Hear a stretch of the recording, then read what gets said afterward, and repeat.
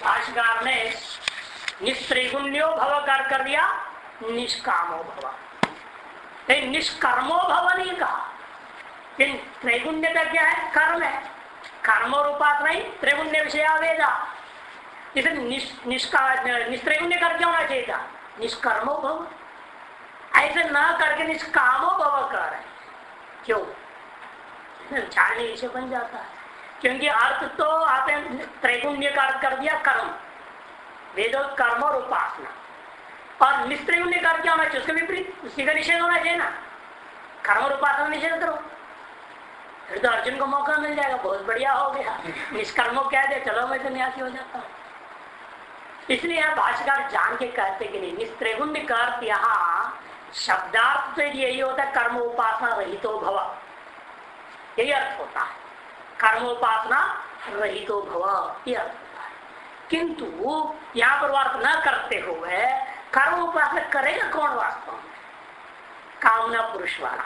इसे त्रैगुण्य का अर्थ भी यद्यपि साक्षात अर्थ वेद विहित त्रिगुणात्मिका कर्म और उपासना है, लेकिन केवल कर्म उपासना मूल नहीं है।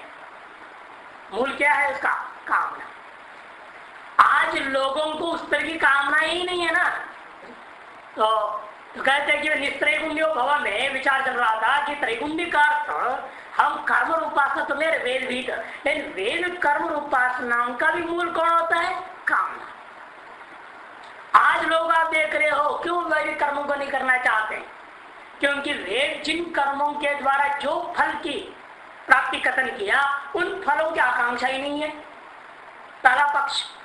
या तो उन फलों को अन्य तरीके से प्राप्त करने के साधन उसको उपलब्ध हो गया है, तो क्यों उस लफड़े में जाएगा? जैसे इंद्रिय काम है, अरे गोलियां खाने से मल्टीविटामिन गोली खाने से पुष्ट रहेगा नहीं इंद्रिय शरीर, क्या जरूरत है उसके लिए यज्ञ करूं? छोटी रखो, जन्म रखो, अग्नि आधान करो, कर्मकांडी बनो, उसके बिना भी जड़ी बूटियों का खाद्य करके हो सकता है, योगाभ्यास करने से हो सकता है इंद्रिय काम।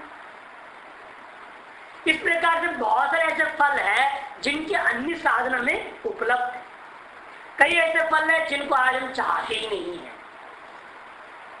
ठीक है नहीं, तो फल नहीं चाहना। दूसरा, फल के साधन अन्यथा प्राप्त। तीसरा, हर आदमी अन्य साधन प्राप्त होना ही इतना महत्वपूर्ण नहीं है, शॉर्टकट भी चाहता है। हर एक चीज का शॉर्टकट अनायास हो जाए, जल्दी हो जाए, तुरंत होना चाहिए।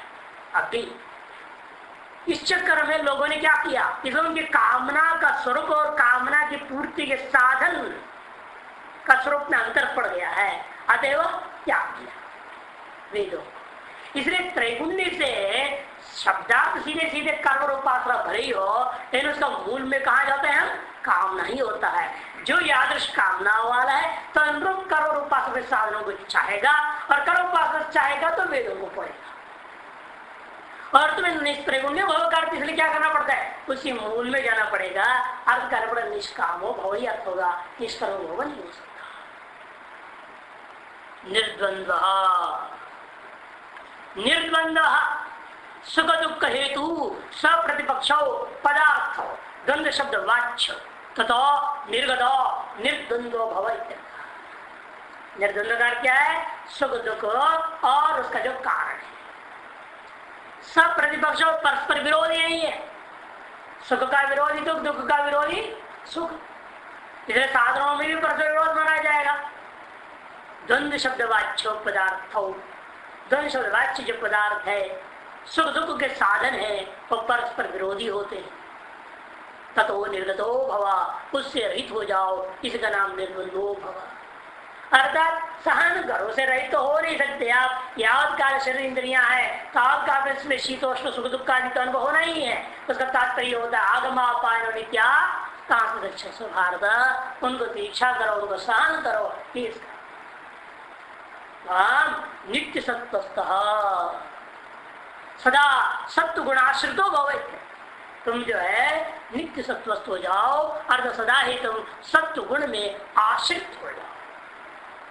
कुछ लोग कहते हैं सत्वम धैर्य, सत्व धैर्य का अपर पर्यायवाची मानते हैं। मधुसूदन में लिया है यद सत्वम धैर्य अपर पर्यायम तस्मिन् तिष्ठति इति सत्वस्था नित्य एव नित्यमेव अचलमेव धैर्य तिष्ठति सा नित्य सत्वस्था। जो धैर्य में रहता है उसी का नाम धीर है। जो धीर होता है वही ज्ञानी होता है। कच्चे धीरा सब जगह आया हुआ है, इसलिए उसको सत्व का उन्होंने धैर्य करके ले लिया है। यहाँ भाष्यकार से सत्व ले लिया। हमने कल ही समझा दिया था निस्त्रय गुण्यो भव का मतलब होता है सत्व रजतम तीनों गुणों से रहित हो जाओ, अर्थात गुण कार्यों से रहित हो जाओ। यहाँ पर फिर सत्वगुण में रहो, ये कैसे कह रहे हैं? तब ये हमें करना पड़ता है सत्वगुण वहां जो लिया जा रहा है वह सत्वगुण जो कर्म आदि का प्रकाशन करता है, और यहाँ सत्वगुण वो लेना है जो ब्रह्मा का वृत्ति का कारण बनता है, तब विरोध समाप्त हो जाता है। नहीं तो वह तो व्याघात दोष है, स्वतः विरोध हो गया। तथा निर्योगक्षेमो भव, इसी प्रकार से तुम निर्योगक्षेम वाले हो जाओ। निर्योगक्षेमो भव, योगक्षेम और जीव हेतुतया जीवन हेतुतया, क्योंकि योग और क्षेम कैसा है? जीवन के साधन, जीवन का कारण और पुरुषार्थ का भी साधन। योगक्षेम भवे भव, योगक्षेम वाला होना चाहिए। तब कहते कि नहीं निर्योगक्षेम भव, परम पुरुषार्थ का साधन लेकिन नहीं है। पुरुषार्थ का साधन है लेकिन परम पुरुषार्थ का साधन नहीं। अप्राप्त की प्राप्ति और प्राप्ति संरक्षण, ये दोनों ही बातें जो है वो धर्म अर्थ और काम के लिए है, मोक्ष के लिए। इसलिए कह दिया आपने कि भाई क्या कहना है आपने? तो निर्योगक्षेम, निर्योगक्षेम वाला हो जाओ। निष्क्रिय गुण्यो निर्द्वंद्वो और निर्योग नित्य सत्वस्थ निर्योगक्षेम भव। उपात्त से दिए है सर भाषाकार अनुपात्त से उपादानम योग, उपात्त से लक्षणम क्षेम। अगृहित अप्राप्त का प्राप्त करना, ग्रहण करने का नाम योग, और प्राप्त गृहित वस्तु की रक्षा करने का नाम ही क्षेम। योगक्षेम प्रधानस्य श्रेयसी प्रवृत्ति दुष्करा इत्यतो निर्योगक्षेम भवति, कि योग और क्षेम है प्रधान चिन्ह का। ऐसे जो व्यक्ति लोग होते हैं उनके शरीर में मोक्ष मार्ग प्रवृत्ति दुष्कर हो जाता है। क्योंकि जब आप प्राप्त कोई चीज मान लिया आपने, तो उसकी प्राप्ति के चक्कर में लगे रहोगे तो आपको ब्रह्म ज्ञान में कहां से लगेगा? लग नहीं सकता। श्रेय मार्ग में आपकी प्रवृत्ति नहीं हो सकती है। वही इसलिए विरक्त पुरुष में कहा गया तो ब्रह्म जिज्ञासा हो, दूसरे में नहीं। जो अविरक्त है वो अप्राप्ति की प्राप्ति में लगा रहेगा। जब अप्राप्ति की प्राप्ति में लगा हुआ तो बाह्य क्रियाओं में लगा है, वो कहां से ब्रह्म चिंतन कर सकेगा? और प्राप्ति की रक्षा करने में भी झंझट होता है, उसे वही मुखी होना पड़ता है। दोनों ही ऐसी चीजें हैं जो श्रेय मार्ग में प्रवृत्ति का महान बाधक है। इसलिए कहते हैं योगक्षेम प्रधान से श्रेयसी प्रवृत्ति दुष्करा, श्रेय मार्ग प्रवृत्ति उनका दुष्कर हो जाता है। तो इसलिए ही यहाँ कहा अर्जुन के लिए निर्योगक्षेमो भवति, योगक्षेम रहित हो जाओ। आत्मवान अप्रमत्तश्च भवेत्, और आत्मवान भव का मतलब क्या? अप्रमत्तो भव, प्रमाद रहित हो जाओ। कि प्रमाद करने वाले को प्राप्त होता ही नहीं है ना। नायम आत्मा बलहीन लभ्य, प्रमाद रहित होना ही बल है, और बलहीन जो होगा उसका आत्मा की प्राप्ति नहीं हो सकती। इसे आत्मवान का मतलब क्या? बलवान। बलवान का मतलब प्रमाद रहितवान पुरुष हो। अप्रमाद वाला जो पुरुष होता है वही इस मार्ग में आगे बढ़ सकता है। इसे अप्रमाद हो आदि कहते हैं। अप्रमाद का मतलब क्या? मनसो विषय पारवश शून्यतम, मन का विषय की परवशता न होना ही अप्रमाद है। प्रमाद का मतलब क्या हो गया? इसका मतलब विषय परवश हो जाना। अति विषयों के परवश मत, ये भीष्म दृश्य जो विषय दिख रहे हैं इनके वशीभूत मत हो जाओ, इनके अंदर ममत्व को मत ले, मोह में मत पड़ो। एकाश प्रमाद से रहित हो जाओगे तो तुम श्रेय मार्ग में तुम आगे बढ़ सकते हो, नहीं तो नहीं हो सकता है। अथ यथोक्तोपदेश से मुमुक्षु विषयत्व अर्जुन से मुक्षत्व न इत्याह एष तव उपदेश। कहते कोई कह सकता है ये जो तब उपदेश है मुख्य विषय क्या, अर्जुन तो मुमुक्षु नहीं है ना, उसको क्या जरूरत है सब बोलने का, ऐसे नहीं कर सकते आप। भाव के बाद भाष्कर क्या लिखते हैं, एष तवोपदेश स्वधर्म अनुतिष्ठता, यह तुम्हारे लिए दिया जा रहा उपदेश है जो कि अपने धर्म को अनुष्ठान करता हुआ जो रहने वाला है। स्वधर्मानुष्ठान करता हुआ गृहस्थ के लिए उपदेश है। ये उपदेश मुमुक्षु के लिए मत समझो, मुमुक्षु के लिए तो है ही, लागू तो होगा ही उसके लिए भी, उसको भी यही होना है, त्रिगुण्य भव, निर्द्वंद्व भव, आत्मान भव, सब उसमें भी लागू होता है। लेकिन ये उस गृहस्थ के लिए भी लागू होता है जो स्वधर्म में अभिरत होता हुआ श्रेय मार्ग में आगे बढ़ना चाहता हो उसके लिए। इसलिए कहते तवोपदेश स्वधर्मम अनुतिष्ठता, स्वधर्म को अनुष्ठान करता हुआ जो रहने वाला तुम्हारे लिए ही यह उपदेश दिया जा रहा है। नहीं तो कहेंगे गृहस्थी लोग आजकल जो है ये तो महात्माओं के लिए क्या निर्द्वंद्व भव है, सब हमारे लिए नहीं है ना। तो कहते नहीं ये गृहस्थों के लिए है। यदि आपको श्रेय मार्ग में आगे बढ़ना है तो स्वधर्म का पालन करता हुआ, अनुष्ठान करता हुआ इन सबको अपनाना पड़ेगा, तभी श्रेय मार्ग में आगे बढ़ सकेंगे। इस जन्म और अगले जन्मों के लिए और तैयारी सम्यक हो सकेगा, तभी योग भ्रष्ट हो जाओगे ना, नहीं तो योग भ्रष्ट कैसे बनेंगे आप। ये ग्रस्त होकर के ये सारा नियम पालन करता हुआ श्रेय मार्ग में आगे नहीं लगा रहेगा तो योग भ्रष्ट कैसे बनेगा, और योग भ्रष्ट बनेगा आगे जन्म में कल्याण मार्ग में कैसे आगे बढ़ोगे आप। योग भ्रष्ट को ही भगवान उत्कृष्ट कुल में जन्म देंगे।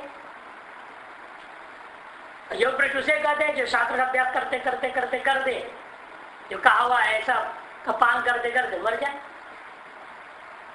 लक्ष्य की अप्राप्ति भी लेकिन साधन में लगा हुआ है वो भी कहते ठीक है।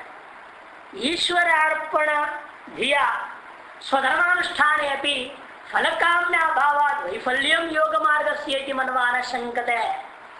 आनंद गिरी अवतरने का दे रहे अगले श्लोक के लिए।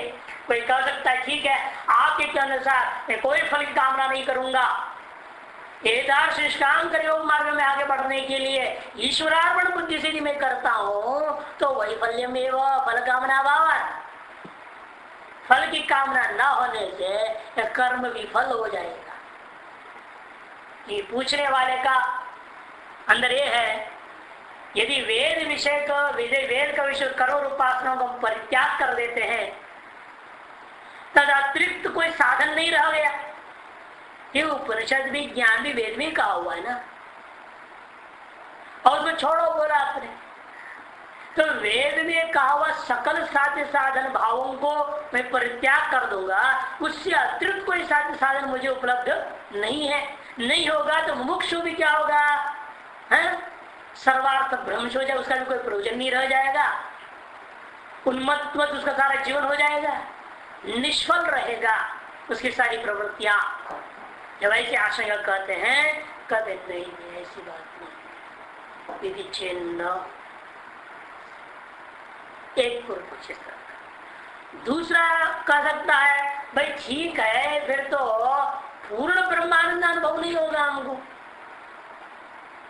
निष्काम कर्म योग करूंगा ये कर्मजन्य आनंद नहीं होगा मेरे को, ज्ञान से होने वाला पूर्ण ब्रह्मानंद जो है वो तो नहीं हो पाएगा। ईश्वरार्पण से स्वकर्मानुष्ठान करूंगा स्वधर्मानुसार है ना, उससे जन्य जो आनंद मुझे मिलेगा सकल आनंदानुभूति अभाव निश्चित न हो, क्योंकि न्याय लगा रहे यहाँ पर भगवान। शते 50 न्याय है, अस्तिपदे सर्वपदा निमग्ना भवन भी न्याय है, कृताय विजिताय न्याय भी, तीनों एक ही चीज है। यदि आपके पास 100 रुपया तो 50 रुपया भी है, जो 50 रुपए से कार्य सिद्ध होने वाला है वह कार्य क्या 100 रुपया जिसके पास है उससे सिद्ध नहीं होगा? अवश्य ही हो जाएगा, क्योंकि वह 100 के अंतर्गत तो भी है, 50 भी 100 के अंतर्गत भी है। हस्ती पदे सर्वे पदाह, हाथी का पैर में इतना लंबा चौड़ा है, जितना भी पक्षी ला उसे बड़ा पैर पक्षी तो मिलेगा ही नहीं, वो सब उसी में ही अंतर्भाव हो जाता है। सब ब्रह्मांड में सारे आनंद है, और में 50 के समान ब्रह्मांड में कर्मानंद भी है, हस्तिपद में सर्वपद के समान और ब्रह्मांड में सर्वानंद है।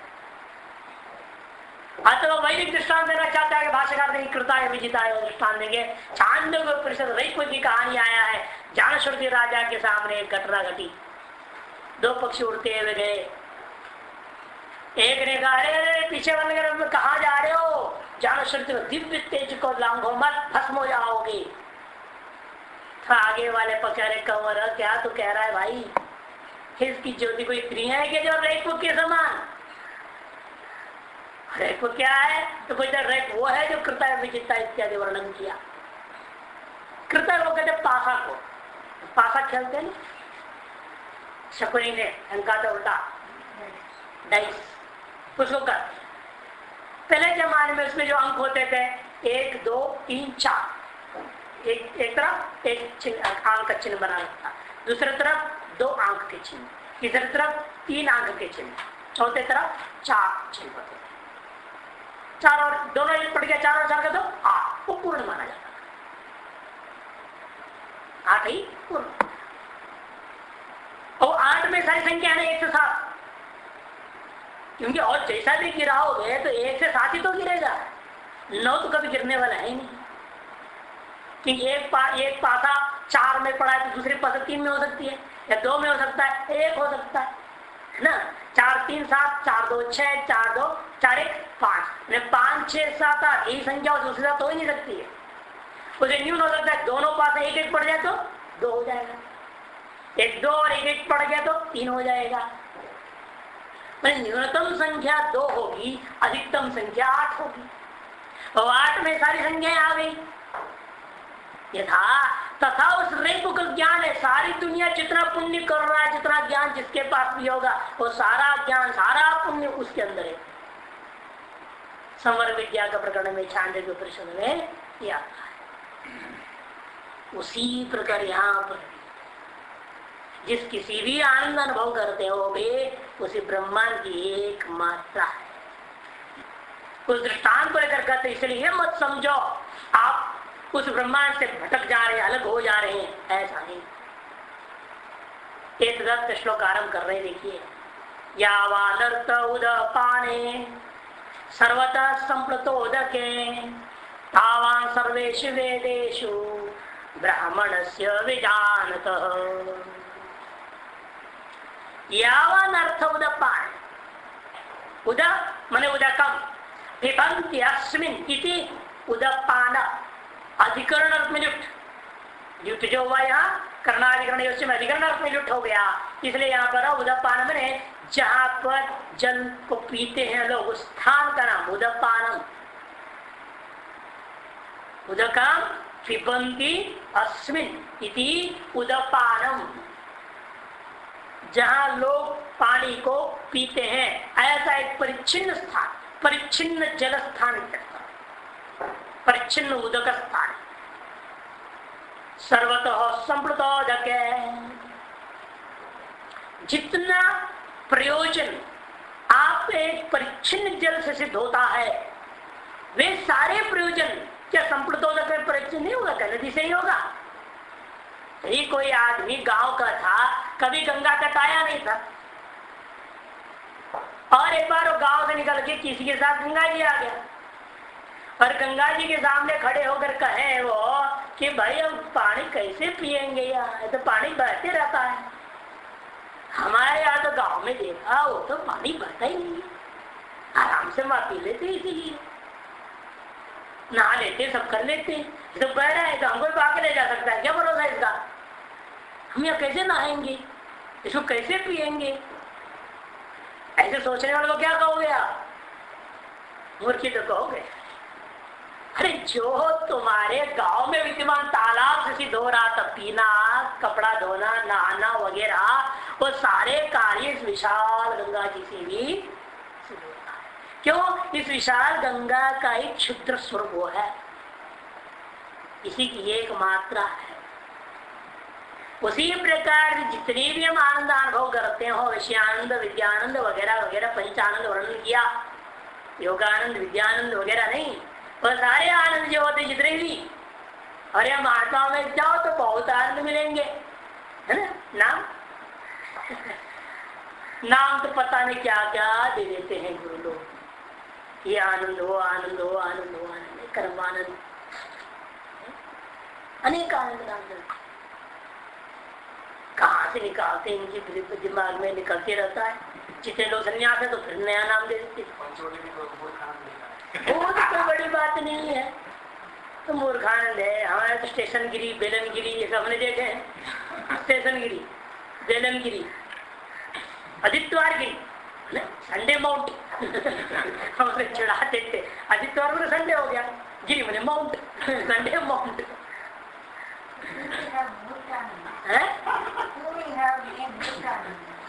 हाँ है, क्यों नहीं हो सकता है? असल में सभी मूर्ख ही है, सब मूर्खानंदी है। अब कहने के लिए क्या रह गया है? अब मानो न मानो, सच्चाई तो यही है। जब भगवान तो बार बार क्या कहते, जंतु है, क्रीचर्स, मनुष्य भी नहीं बोलते आपको। भगवान भाष्यकार तो आपको जानवर समझते, जानवर लोग हैं जो पढ़ रहे हैं, विवेक है, वैराग्य न कुछ नहीं है, पढ़ रहे हैं तो जंत हो बार बार आता है। पशुवाद विशेषाम सूत्र शुरू में लिख दिया, सब पशुवाद के समान ही है, इनका सारा व्यवहार पशुवादी के समान, कोई अंतर नहीं लोगों में। तीसरे मूर्खानंद कहा दिया, कोई गलत नहीं है, ब्रह्मानंद कहा दिया, भ्रष्टानंद कहा दिया, ऐसा कोई गलत बातें नहीं है। भ्रष्टाष्टक है ना, यह है ना, भ्रष्टाष्टक लगाए लोगों ने, श्लोक स्तोत्र बनाया, भ्रष्टाष्टकम मूर्खाष्टकम। ठीक वेदांत विपरीत चलने वाला हो सब भ्रष्टाष्टक मूर्खाष्टक में आ जाता। वेदांत पर आधारित श्लोक है, वो पूरा वेदांत बोल रहे हैं, जो ऐसा नहीं मानता वो भ्रष्ट है, लास्ट में कर ये पूरा वेदांत करेंगे। जो इसको जानता है वो ठीक है, जो नहीं जानता है वो भ्रष्ट। यावान अर्थुदपाने तावान सर्वद संप्रदोदके, यथा तथा सर्वेषु वेदेषु ब्राह्मणस्य विजानतः। ब्राह्मण समझे सन्यासिनः, इसलिए कहेंगे ब्राह्मण जन्म लिया हुआ नहीं, ब्राह्मण जन्म पैदा हो गया उत्तरार्थ में। ब्राह्मण समझे सन्यासिनः, ये ब्राह्मण विशंति भक्षचर्यम चरंती, ऐसे उपनिषदों में आया हुआ है, इसलिए यहाँ ब्राह्मण से अर्थ कर दिया सन्यासिना। जो जानता हुआ सन्यासी, उनको वो सारे फल मिल जाएंगे जो सकल वेदों में कहा हुआ।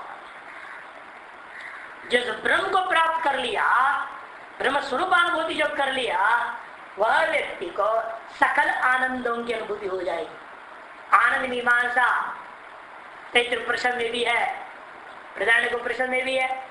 एक मानुषानंद से शुरू करते हैं ना, वहां पर मानुषानंद, कर्मज देवानंद, आजान देवानंद, उससे पहले गंधर्वानंद वगैरह, प्रजापति आनंद तक चला गया।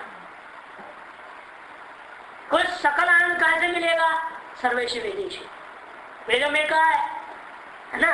आप यदि पूरा पृथ्वी का राजा बनना चाहते हैं, राजा राज सूर्य ने जेता, युवा हो युवा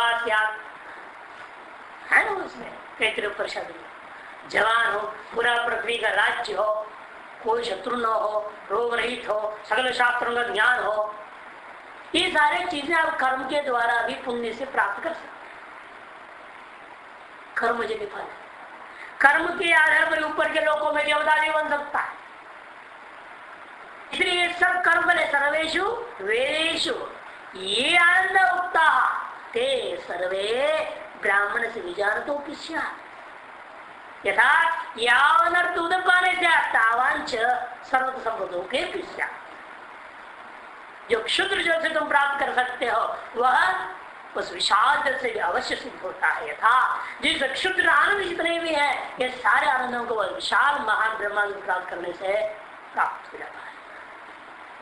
अवश्य सर्वेषु वेदोक्तेषु कर्मसु यानि अनंतानि फलानि तानि नापेक्षन्ते चेत् किमर्थं तानि ईश्वराय इति अनुष्ठ्यन्ते इति उच्यते शृणु यावानिति।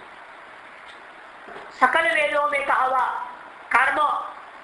कर्मसु यानि अनंतानि फलानि, जो अनंत फल बताए गए हैं, तानि नापेक्षन्ते चेत् जिनकी इच्छाएं हमें नहीं रह जाए तो किमर्थं तानि ईश्वराय, उनको ईश्वरार्पण विषय में क्यों करूं अनुष्ठियन्ते चेत् उच्यते। ऐसा कोई शंका करे जवाब में कहा कि सुनो यावान यथा लोके, जैसे किस लोक में होता है। एतस्यैवानन्दस्य अन्यानि भूतानि मात्रां उपजीवन्ति, तैत्तिरीयोपनिषद का मंत्र है। इसी आनंद का, ब्रह्मानंद का अन्यानि भूतानि मात्रां उपजीवन्ति, एक मात्रा का उपसेवन कर। इसको बढ़िया सुंदर ढंग से दास बोध में समझाया, दृष्टांत बड़ा सुंदर दिया, बता चुका हूँ दृष्टांत दास बोध क्या था। हाँ, अंध कुआं, अंधा कुआं जो होता है उसका दृष्टांत। अंधा कुआं का मतलब क्या, ड्राइवर कुआं था कभी, अब सूखा हुआ है, घास हो रखा है, कुआं है मालूम भी नहीं हो रहा। पेड़ के बगल में है, पेड़ में मधुमक्खी का छत्ता लगा हुआ है, और आदमी कोई बाघ पीछे से दौड़ाया है, वो दौड़े दौड़े आया, कुआं में गिर गया तो उसके हाथ जो है सपोर्ट के चक्कर में, तो गिरते तो आदमी ऊपर इधर हो जाता है, वहां से मधुमक्खी छत्ता लग गया, छत्ता पे चोट लग गया, उसे मधु शाद टपकने लगा। अगले आदमी जो गिरते गिरते घास को पकड़ लिया था, वो घास भी उसके वजन से उखड़ लग, सूखा घास है, और उधर नीचे सांप करके निकल रहे हैं, तो ये छत्ते पे चोट लगी तो मधुमक्खी भी काटने लग गया, चारों तरफ अटैक कर रहे हैं, चारों तरफ दुखी और जो मृत्यु खड़ा है, बाहर आएगा तो सामने बाघ खड़ा है, नीचे से सांप आ रहा है, ऊपर से मधुमक्खियां काट रहे हैं, और जिस आधार पर टिका है वो आधार ही उखड़ने जाता है। उस समय में भी लेकिन मूर्खान तो क्या करता है, उस शहर के बूंदों को चाटता है, उसका आस्वादन ले रहा है। ये तो से मात्राम उपजीवन अन्यानि सर्वाणि भूतानि मात्रा उपजीवन्ति, इसी की व्याख्या करते हुए श्लोक है, एक तरह से श्रुति पर आधारित है। भाषा का समझा रहे था लोग के, जैसे श्लोक में कूप तड़ाग आदि अनेक उदपाने परिच्छिन्नोदके यावान मन यावत् परिमाण स्नान पान आदि अर्थ फलम प्रयोजनम सर्वोर्थ। इस लोक में जैसे आप देखते हैं, कूप मने कुआं, तड़ाग मने तालाब आदि अनेक उदपाने, अनेकों जल के छोटे छोटे साधनों में, स्थानों में, परिच्छिन्न जलों में, अर्थात जलों से होने वाला जो कार्य, यावान जितनी काम काज आप कर सकते हो, क्या क्या कर लोगे, स्नान पान आदि अर्थ, स्नान करना, पानी पीना, नहा, कपड़ा धोना इत्यादि, अर्थ में फलम प्रयोजनम, जो फल है, जो प्रयोजन सिद्ध होता है शुद्ध जलों में, परिच्छिन्न जलों में, सर्वोर्थ वे सारे के सारे प्रयोजन सर्वत्र संप्लुतोदकेपि यो अर्थ तावानेव संपन्ते, सर्वत्र संप्लुत बने व्याप्त जो जल है, व्यापक जो जल है, उनमें भी वे सारा का सारा यो अर्थ तावानेव संसुप्ति ही सकल प्रयोजन वहां सिद्ध हो जाता है। तत्र अंतर्भवती तीर्था कल उसी में अंतर्भाव हो जाता है, ये तत्र अंतर्भवती सर्वेषु वेदेषु तावत् परिमाण एव संपद्यते, उतनी ही सकल फलों को, प्रयोजनों को वह पूर्ण रूपेण उस व्याप्त जल में भी सिद्ध कर लेता है, संपादन कर लेता है। सर्वेश वेदेशो वेदोक्तेषु कर्मसु यो अर्थः यत् कर्मफलम स्वार्थ ब्राह्मणस्य सन्यासिनः परमार्थत्वं विजानतः यो अर्थो यद् विज्ञानफलम सर्वसम्प्रदाय स्थानीयं तस्मिन् स्थावान् एव संपद्यते तत्त्रिवन्तं भवति इत्यर्थः। इसीलिए सर्वेश वेदेशु माने वेदोक्तेषु कर्मसु वेदों में कहे हुए कर्म उनके में उनसे होने वाला जो अर्थ है यद कर्म फल जो कर्मफल करता है अनंत फल बताया जो भी है ये सारे के सारे फल स्वर्थ हो वैसा फल रूपा प्रयोजन सन्यासीन ब्राह्मण से अर्थ कर दिया सन्यासीन क्यों वही प्राप्त कर सकता ना दूसरा तो नहीं प्राप्त कर सकता। सन्यासीन परमार्थ तत्व भी जानता परमार्थ तत्व को जानता हुआ जो सन्यासी है वही प्राप्त करेगा। क्या प्राप्त करेगा जो वह व्यक्ति प्राप्त कर दियो अर्थात यद विज्ञान फलम जो ब्रह्म विज्ञान का फल है सर्वत संप्रदाय स्थानीय और सर्वदा व्याप्त जो जल के समान है वो तादृश है वो तस्मिन तावान एवं संपत्ति है उनमें वो सारा वेदोक्त कर्मजन जो अनंत फल है वो सब उसी में अंतर्भाव हो जाता है। यथा कृताय विजिताय अधरेया संयंती एवमेव एनं सर्वं तद अभिसमेति यत्किंच प्रजा साधु कुर्वन्ति यस्तद्वेद यत्सर्वेद इति शब्द है। ये एक शब्द छांदोग्य उपनिषद। यथा कृताय विजिताय अधरेया संयंती जैसे कृताय पूर्ण अंक वाला 4 अंक वाला जो होता है वो जो है उसी को गिराना ये बाजी होती है जो उसको गिरा दे उसको दोबारा खेलने को मौका मिलता है। इसलिए शकुनी बार बार 8 बोलता था मैं 8 ही गिराऊंगा और गिर जाता था। दूसरे चालाकी करी थी पूर्वजों की हड्डी से बनाया था उसने और उस हड्डी में चिपकली में बिठा दिया। चिपकली ऐसे बिठा चिपकली का स्वभाव है आप जैसा भी गिराओ उसी यूं सीधा हो जाएगा। चिपकली क्यों रख दिया ताकि उसके पीठ की तरफ 4 नंबर रहे ऐसे घुसा दिया उसके अंदर बंद कर दिया। आंख जो बनाते हैं उसमें उसे एक हल्का हल्का छेद छोड़ उसका श्वास मिलने के लिए और चिपकली का स्वभाव है 6 महीना बिना खाए पिए के श्वास कर जिंदा रहता है 6 months। उसके बाद वो कुछ मिलना चाहिए पीने को खाने को इसलिए उसको अंदर बंद करके अंदर मसाला डाल के बंद कर अच्छे से हवा मिल रहा है वो अंदर चलता है और जब ये खटखट करेगा तो अंदर हिलेगा ना तो क्या हो रहा है पूरा जागृत हो जाएगा वो जब ये हिलाएगा उसको पूर्ण जागृत करेगा सोना नहीं सोंगे तो गड़बड़ा जाएगा सब पूरा जगा कर तक छोड़ देते था छोड़ कर भले जो भी हम जैसा ही पड़े धीरे से पलट के यूं हो तो 4 नंबर पे आ गए दोनों ने ऐसे कर दिया तो 2 चिपकली बिठा दी 4 4 8 हो गए। वो जो है 8 नंबर पढ़ जाना 4 4 पढ़ना उसका नाम कृताय वह सत्युग का प्रतीक माना जाता था। 3 नंबर त्रेता 2 नंबर द्वापर 1 नंबर कलयुग। 1 नंबर बदमाश कलयुग में पैदा होते खैर कहते कृताय विजिताय आदरणीय अधर जो है जो छोटे अंक वाले हैं वो सब क्या होते हैं संयंती उसी में विलीन हो जाते हैं 4 में 3 2 1 ये सारी संख्याएं अंतर्भूत हो जाते हैं।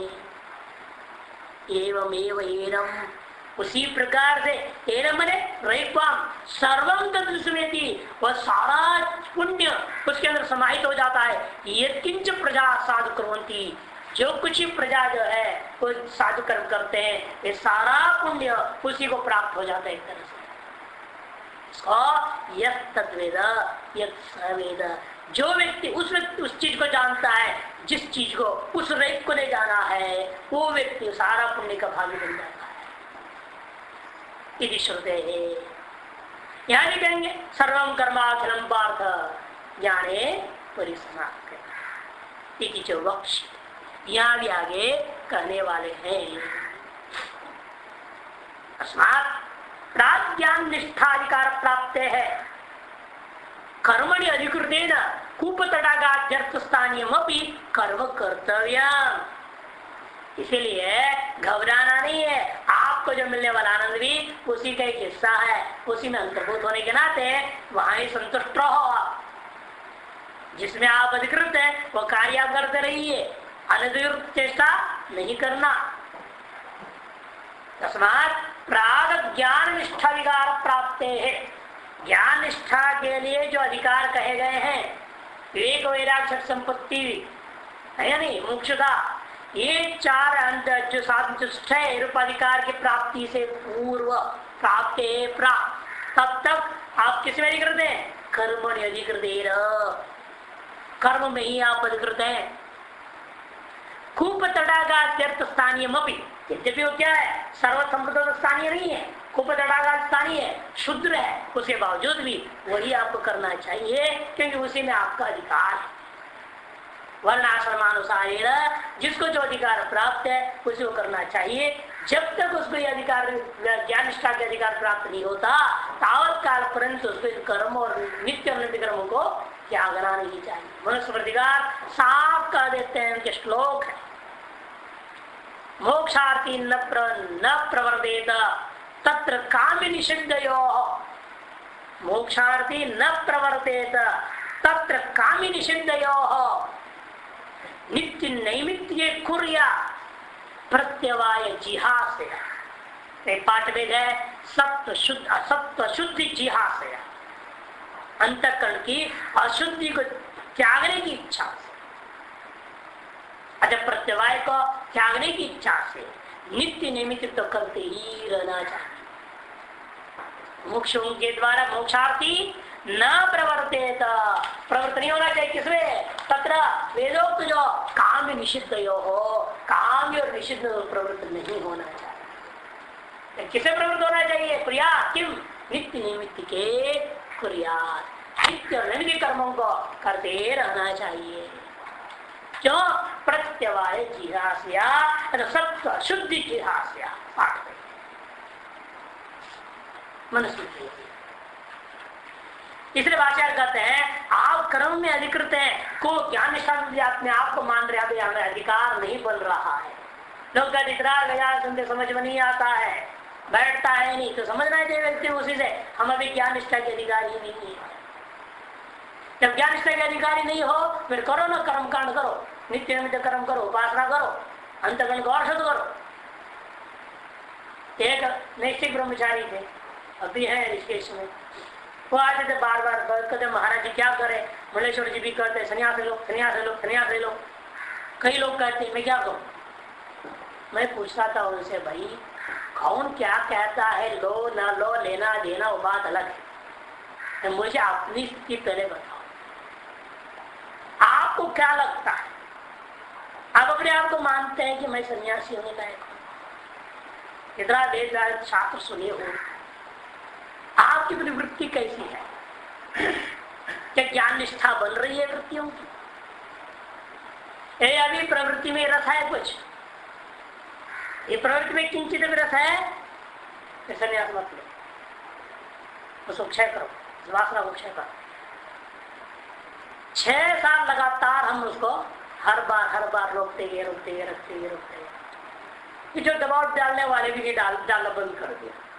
जब उन्हें पता चल गया है कि इसको पाठ पढ़ा रहा दूसरा न लेने का, हम उसको बार बार समझा, और जितनी दृष्टांत उसकी जो घटना घटती थी हमें पता लगता था, मैं इसको बोलता था क्यों घटा, ऐसे क्यों हुआ, आप ऐसे क्यों गुस्सा होकर भाग गए,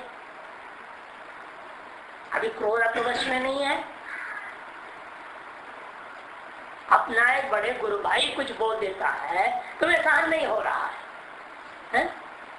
वो महात्मा है, सन्यासी है, और गुरु तुल्य तुमको शुरू से पाला है, तो सहयोग दिया है, और उनकी एक बात तुम्हें सहन नहीं होता तो भाग रहा छोड़कर, और दुनिया अगर गाली देगी तो सहन कर पाओगे? अभी तुम्हारे अंदर और सहनशीलता की इच्छा ही नहीं है। ऐसे करके हर बार कुछ न कुछ घटना को लेकर हम उसको अपने आप को देखो, आप ज्ञान निष्ठा में आपके अधिकार बन रहा है कि नहीं?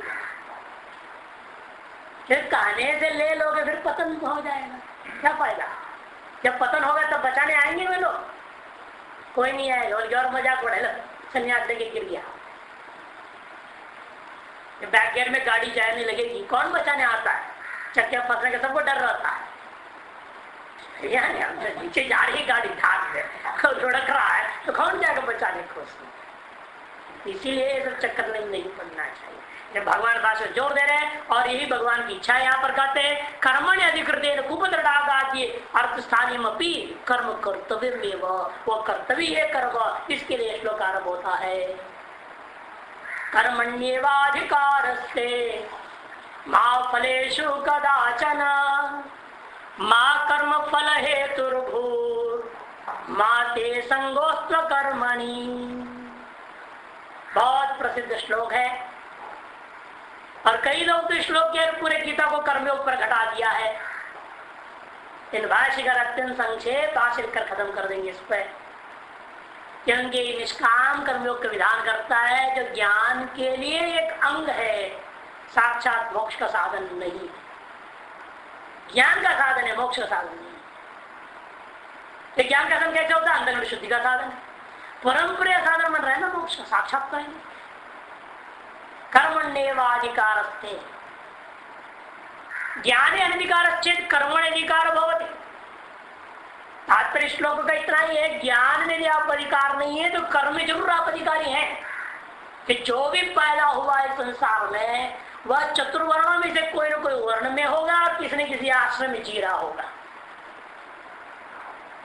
माने ना माने वो अपने आप को वर्णाश्रमातीत है, भले कह दे, लेकिन है कोई न कोई वर्ण में वो, और किसी न किसी आश्रम में जी रहा है। क्या ब्रह्मचर्य आश्रम में है तो गृहस्थ आश्रम में, शादी नहीं किया है तो ब्रह्मचर्य आश्रम माना जाएगा, शादी कर लिया है तो गृहस्थ आश्रम माना जाएगा, रिटायर्ड होकर के सबको छोड़ के बैठा है तो वानप्रस्थ माना जाएगा। भले वो माने ना माने उस आश्रम व्यवस्था को, लेकिन है सभी किसी न किसी स्टेज में है, किसी स्तर पर विद्यमान है। वर्ण भी मानो न मानो, लेकिन गुण और कर्म की वर्ण व्यवस्था हो ही जाएगी। आजकल अलग भाषा प्रयोग करते हैं ना, ये प्रीस्ट क्लास है, प्रीस्ट क्लास बोलते हैं ब्राह्मण। पुजारी वगैरह कर रहे हैं चर्च में, जो है वो पादरी हो रखा है, फादर है, मदर है, सिस्टर है, ब्रदर है, जो भी है वो प्रीस्ट क्लास है, ब्राह्मण जाति हो गया। और ये वॉरियर क्लास है, वॉरियर्स है, सोल्जर्स, क्षत्रिय लोग, वॉरियर्स क्लास होते हैं।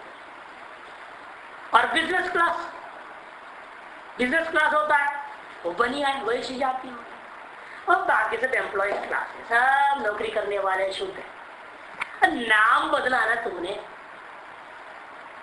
और क्या हुआ? मान तो भी रहे विदेशी भी, अंग्रेज भी इस चीज को, शब्द भेद से बात। धीरे धीरे शादियों में भी सारी व्यवस्था आ गई है। बिजनेस क्लास घर से ही लड़के को लाएगा, देगा, सब करेगा। बीच में कुछ ऐसा हो गया, कोई भी किसके साथ जा रहा आ रहा, सब कुछ हो जाता। अब धीरे धीरे कंट्रोल में आ गया, वो बहुत गड़बड़े समझ में आया। अभी उन लोगों का कल आ रहा है, दोबारा भारतीय सिस्टम में आ रहे, परिवारवाद में आ रहे। पहले तो वो तो वी लिव टुगेदर, उनकी भाषा we live together, we have not married, वे शादी वादी नहीं किए हैं, तो साथ में रहते हैं, एंजॉय करते। बच्चे भी हो गया तब भी ऐसे ही बोलते दुनिया में। अब सुधर रहे, धीरे धीरे परिवारवाद में आ रहे हैं, समझ में आ रही है उनको बुढ़ापा क्या होती है, कैसे होता है, तब अकल आ रहा है। तो इसलिए कर्मण्यवादी का यहाँ ज्ञानी अधिकार चेतपि कर्मण्य अधिकार भवती, इन कर्मण्य अधिकार सत्य फले पे अधिकार निषेध न, उसको निषेध। कर्म में सभी को अधिकार जरूर है, इन फल में अधिकार आपको नहीं। से कर्मण्य एव अधिकार, कर्म में ही अधिकार है। एवं शब्द अन्य योग का विच्छेद करता है। अन्य योग क्या है? ज्ञान, निष्ठा और संन्यास, इनका विच्छेद करता है। अर्थात ते मैंने तव ज्ञान निष्ठायाम अधिकारो नास्ति, संन्यास से अधिकारो नास्ति, किंतु कर्मणि अधिकारो अस्ति, कर्मणि एव अधिकारस्ते। मां फलेषु, यदि कर्म करूंगा तो फल की आकांक्षा करूंगा, कहते नहीं नहीं नहीं, फल की आकांक्षा नहीं करना। मां फलेषु कदाचन, फलेषु अधिकारो न कदाचन, मां कदा न कदाचन, फल में तुम्हारा कोई अधिकार नहीं। अर्थात फल को चाहना नहीं चाहिए। अधिकार का मतलब क्या, देने लेने में अधिकार नहीं, ऐसी बात नहीं है। फल तो इच्छा ही नहीं करनी चाहिए। क्यों? मां कर फल हेतु तुम कर्म का फल जो क्या है, जन्म, उसके प्रति कारण न हो जाओ। पहले आ चुका है ना शब्द, जन्म कर्म फल प्रदान। जन्मैव कर्म फलम यदि जन्म कर्म फलम। भाष्यकार क्या समाप्त किया थे, कर्मणा फलम कर्म फलम, जन्मैव कर्म फलम यदि जन्म कर्म फलम, तम ताम प्रदात यदि जन्म कर्म फल प्रदा, ऐसे समाप्त किए थे भाष्यकार। ऐसे कर्म का फल क्या है, जन्म। कर्म फल अर्थ हो गया जन्म। जन्म मरण रूपा संसार चक्र, इसके प्रति हेतु तुम कारण मत बनो बाबू।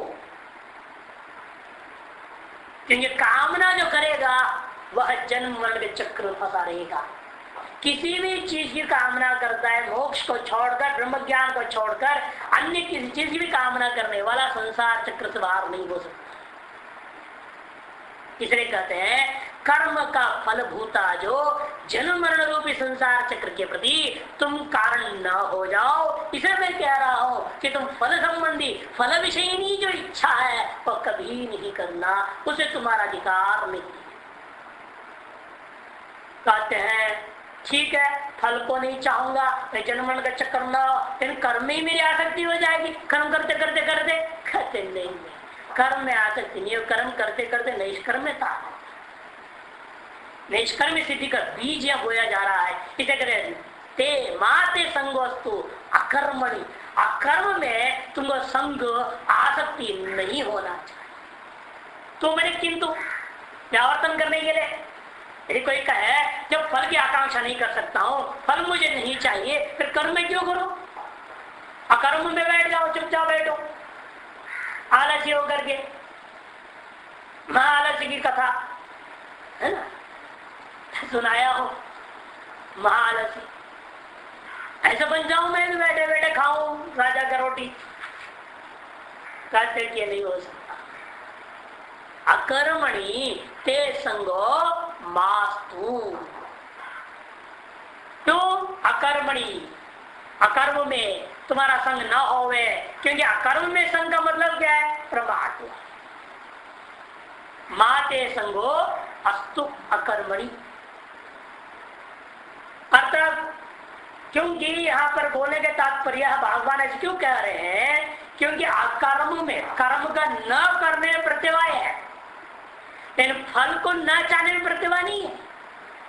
कोई शास्त्र नहीं कहा है कुर्वन्नेव कर्माणि जीव्य शतकुम समाहा नानेते तो अस्ति न कर्म लिप्यते नरे, क्या न कर्म लिप्यते न नरेगा, है ना, न फलन लिप्यते नरे कहा गया। अर्थात कर्म के न करने पर प्रत्यवाय लगता है, फल को न चाहने पर प्रत्यवाय का कहीं विधि नहीं है। सिर्फ फल को त्यागा जा सकता है, लेकिन कर्म को त्यागना नहीं चाहिए। जब तक ज्ञान स्थान अधिकार नहीं हुआ तब तक कर्म को त्यागना नहीं चाहिए। फल को त्यागने में प्रत्यवाय नहीं है, लेकिन कर्म को त्यागने में प्रत्यवाय जरूर लगता है। इसलिए तुम्हें कर्म में आसक्ति प्रीति नहीं होना चाहिए, क्योंकि प्रत्यवाय लग जाएगा। उस प्रत्यवाय से बचने के लिए तुम भले कामना नहीं होने से काम्य और निषिद्ध कर्मों को त्याग दो, जिसे मनुस्मृतिकार कहते हैं, और नित्य नैमित्तिक कर्मों को करते रहना। ये इसका तात्पर्य। कर्म करने प्रत्यवाय ही वह कामनाया करने प्रत्यवाय अश्रवणादेव माते संगस्त कर्म भाव।